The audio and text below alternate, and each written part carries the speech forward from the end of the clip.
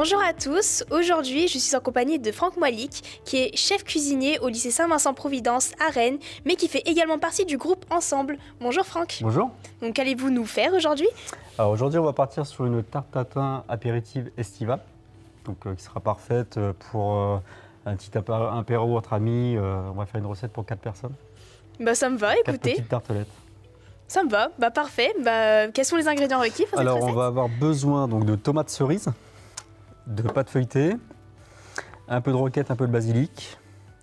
Pour faire le caramel balsamique, on va avoir besoin d'eau, de sucre et de vinaigre balsamique, mozzarella et pesto. On va commencer par faire le caramel balsamique.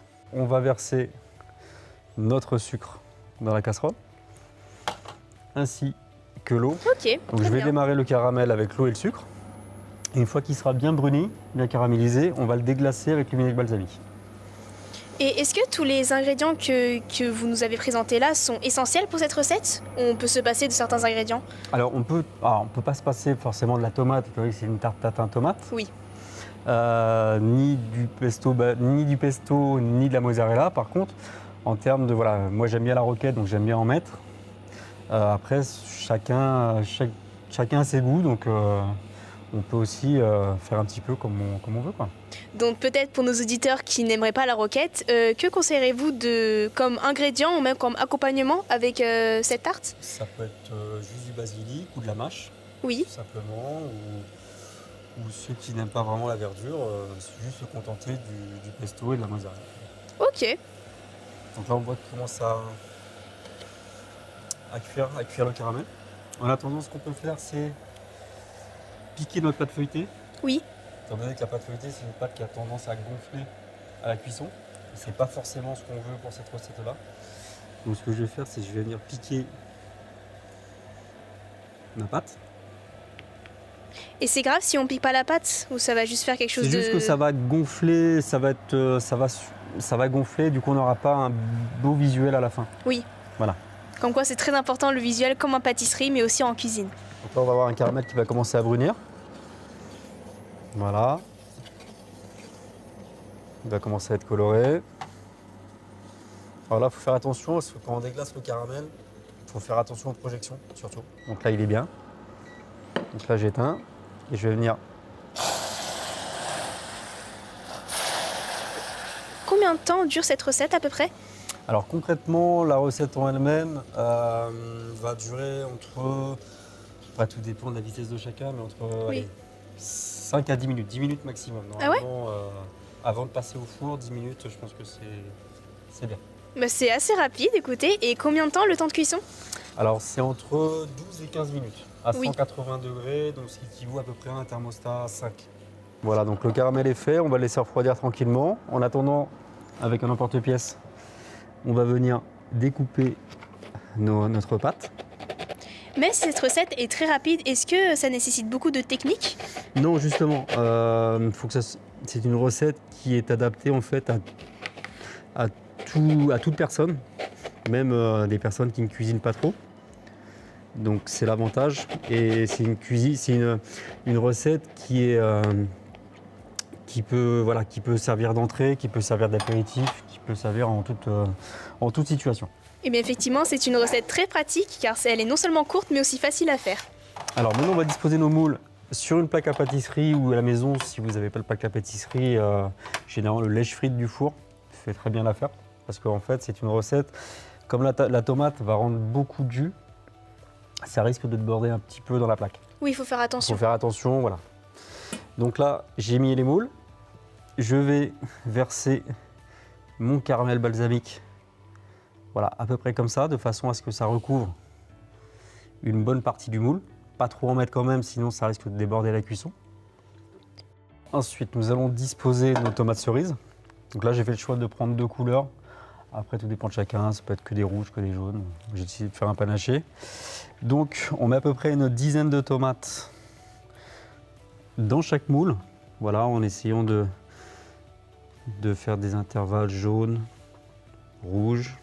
C'est vraiment pour rendre la tarte plus jolie. Voilà, La cuisine, en fait, le goût est important, mais le visuel également. Et pour nos chers auditeurs, car je ne pense pas que tout le monde aime les tomates, avez-vous des conseils ou des variétés de tartes qui ressemblent à celle-ci? Ah, bien sûr, on peut faire des tatins avec d'autres sortes de légumes. On peut faire des tatins d'endives, on peut faire des tatins de pommes de terre.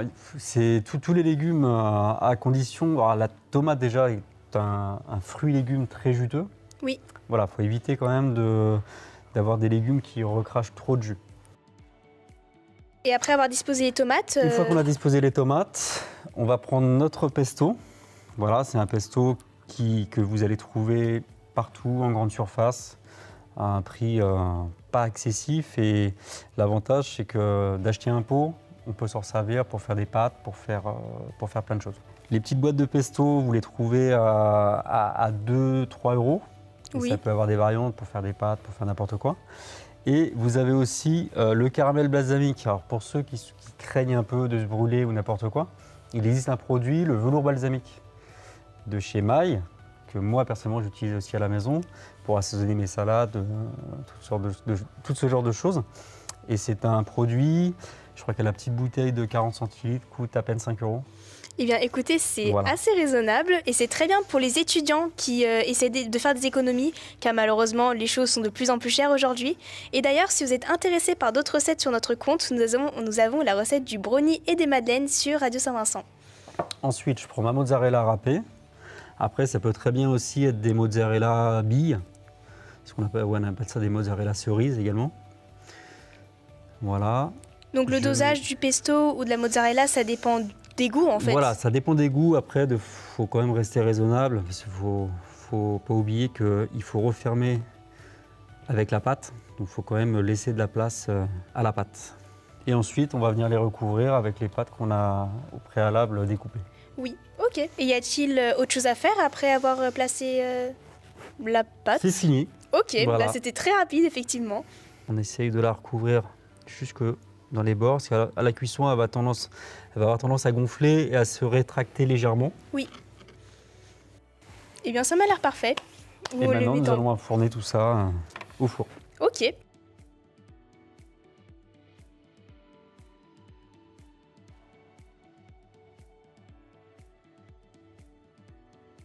Et bien maintenant, les tartes sont sorties du four. Donc, je le rappelle, les tartes sont restées entre 15 et 20 minutes. Ça dépend du four que vous avez chez vous. Et c'était à 180 degrés. Donc, avons-nous quelque chose à faire? Peut-être assaisonner la tarte avant de la déguster? Alors, déjà, en sortant du four, il faut vraiment la laisser reposer tranquillement. Oui. De façon à ce que la pâte redescende, prenne sa place dans le moule et qu'elle s'harmonise. On verra bien en démoulant, mais il faut vraiment que tout soit harmonisé ensemble. Oui, et combien de temps à peu près on attend? Pas longtemps, j'imagine. 20 minutes. Ah oui, quand même. Ok. Oui, parce que c'est pas très agréable de manger une tarte qui est brûlante. Oui, je comprends. Bah, il faudra être un petit peu plus patient avant de la déguster. Donc vous allez mettre la roquette ou un autre accompagnement avec, c'est ça? Voilà. Après, moi, c'est juste une question de goût. J'aime bien apporter. Voilà. Donc, nous avons notre tatin, voilà, qui a refroidi. Et on a fait notre petit mélange roquette basilic qu'on va venir déposer, voilà, sur la tatin. Ça va apporter une autre couleur, parce que vu que c'est une tatin apéritive estivale, on aime bien l'été les choses colorées. C'est sûr, c'est important de varier les couleurs, c'est beaucoup plus joli d'ailleurs dans l'assiette d'avoir plusieurs couleurs, ça fait un contraste. Et voilà, donc maintenant il n'y a plus qu'à déguster. Et bah écoutez, merci beaucoup, elle a l'air vraiment très très bonne. Elle est très bonne. Merci d'ailleurs pour votre temps, je vous fais confiance en tout cas sur le goût de cette tarte. Et en tout cas, j'espère que notre contenu vous a plu et que cette tarte, vous allez la déguster tranquillement chez vous. Si vous êtes intéressé par nos autres recettes, nous avons fait la recette du brownie et des madeleines sur Radio Saint-Vincent, donc notre compte YouTube. Donc à très bientôt sur Radio SV, nous avons des recettes en tête que nous allons peut-être présenter. À bientôt. À bientôt.